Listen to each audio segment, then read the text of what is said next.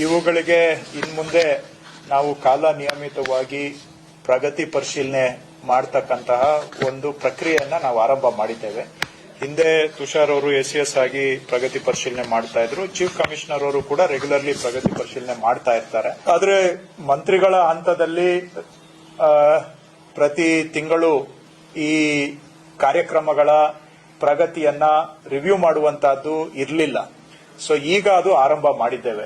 ಇರ್ಲಿಲ್ಲ ಅಂತ ಹೇಳಿದ್ರೆ ಬಹುಶಃ ನಾನು ಇತ್ತೀಚಿನ ವರ್ಷಗಳದ್ದು ಹೇಳ್ತಾ ಇಲ್ಲ, ಯಾವತ್ತಿಂದಾನೂ ಕೂಡ ಇಲ್ಲ. ನೀವು ಗ್ರಾಮೀಣ ಪ್ರದೇಶಕ್ಕೆ ಹೋದ್ರೆ ಪ್ರತಿ ತಿಂಗಳು ಒಂದು ಕೆಡಿಪಿ ಮೀಟಿಂಗು ಆಗುತ್ತೆ. 3 ತಿಂಗಳಿಗೆ ಒಮ್ಮೆ ಮಂತ್ರಿಗಳಿಂದ ಪ್ರಗತಿ ಪರಿಶೀಲನೆ ಸಭೆ ಕೆಡಿಪಿ ಮೀಟಿಂಗ್ ಆಗುತ್ತೆ. ಆದ್ರೆ ಬೆಂಗಳೂರು ನಗರದಲ್ಲಿ ಈ ರೀತಿಯ ಯಾವುದೂ ಒಂದು ವ್ಯವಸ್ಥೆ ಇಲ್ಲ.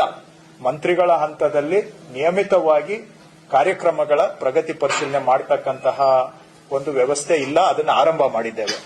ಸೊ ನಾವೇನು ಒಂದು ಉದಾಹರಣೆಗೆ 10 ಪ್ರಯಾರಿಟಿ ಪ್ರೋಗ್ರಾಮ್ಸ್ ಅಂತ ತಗೊಳ್ತೇವೆ, ಅವುಗಳನ್ನ ಪ್ರತಿ ತಿಂಗಳು ಕೂಡ ರಿವ್ಯೂ ಮಾಡುವಂತ ಕೆಲಸವನ್ನ ಆರಂಭ ಮಾಡಿದ್ದೇವೆ. ತಿಂಗಳಿಗೆ ಒಮ್ಮೆ ರಿವ್ಯೂ ಮಾಡಿದ್ರೆ ಎಸಿಎಸ್ ಮತ್ತೆ ಚೀಫ್ ಕಮಿಷನರ್ ಅವರು ಮಧ್ಯದಲ್ಲಿ ಅವರು ಕೂಡ ರಿವ್ಯೂ ಮಾಡ್ತಾರೆ. ಸೊ ಹಾಗಾಗಿ ತಿಂಗಳಿಗೆ 2 ಬಾರಿ ಕನಿಷ್ಠ ರಿವ್ಯೂ ಆಗುತ್ತೆ. ಇದರಿಂದ ಜನಗಳಿಗೆ ಏನು ಆಡಳಿತದಲ್ಲಿ ಸುಧಾರಣೆಯನ್ನ ಬಯಸ್ತಾ ಇದ್ದಾರೆ ಅದು ಆಗಬೇಕು ಅಂತ ಹೇಳಿದ್ರೆ ಈ ರೀತಿಯಾದಂತಹ ಪ್ರಗತಿ ಪರಿಶೀಲನೆ ಅವಶ್ಯಕ.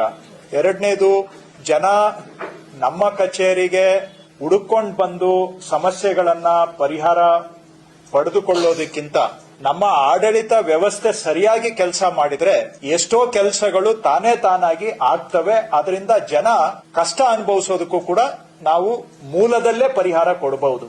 ಆಡಳಿತ ವ್ಯವಸ್ಥೆ ಸರಿಯಾಗಿ ಕೆಲಸ ಮಾಡಿದರೆ, ಆಡಳಿತ ವ್ಯವಸ್ಥೆ ಸರಿಯಾಗಿ ಕೆಲಸ ಮಾಡಬೇಕಾದ್ರೂ ಕೂಡ ಈ ರೀತಿಯಾದಂತಹ ನಿಯಮಿತವಾಗಿ ಟೈಮ್ ಟು ಟೈಮ್ ಕೆಲವು ಪ್ರಮುಖ ಕಾರ್ಯಕ್ರಮಗಳ ಆಗು ಹೋಗುಗಳನ್ನ ನಾವು ನಿಗಾ ವಹಿಸಿದ್ರೆ ಎಷ್ಟೋ ಕೆಲಸಗಳು ತಾನಾಗಿ ಆಗ್ಬಿಡುತ್ತೆ.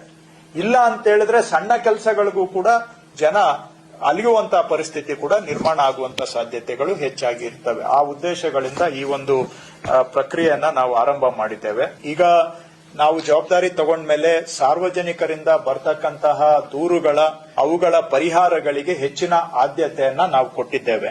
ಸಹಾಯ ಅಂತ ಹೇಳಿ ನಮ್ಮ ಜಿಬಿಎ ವತಿಯಿಂದ ಎಲ್ಲಾ ಕಾರ್ಪೊರೇಷನ್ಗಳಿಗೆ ಒಂದು ಗ್ರೀವೆನ್ಸ್ ರಿಡ್ರೆಸಲ್ ಅಂದ್ರೆ ದೂರುಗಳ ಪರಿಹಾರ ವ್ಯವಸ್ಥೆ ಇದೆ. ಸಹಾಯ ಮುಖಾಂತರ ಜನ ಆನ್ಲೈನ್ ಅಲ್ಲಿ ಇದಕ್ಕೆ ಸಹಾಯ ಪೋರ್ಟಲ್ ಅಲ್ಲಿ ಆಪ್ ಅಲ್ಲಿ ನಮಗೆ ಏನೇ ಒಂದು ಕುಂದುಕೊರತೆ ಇದ್ರೆ ಅದನ್ನ ನಮ್ಮ ಗಮನಕ್ಕೆ ತರಬಹುದು.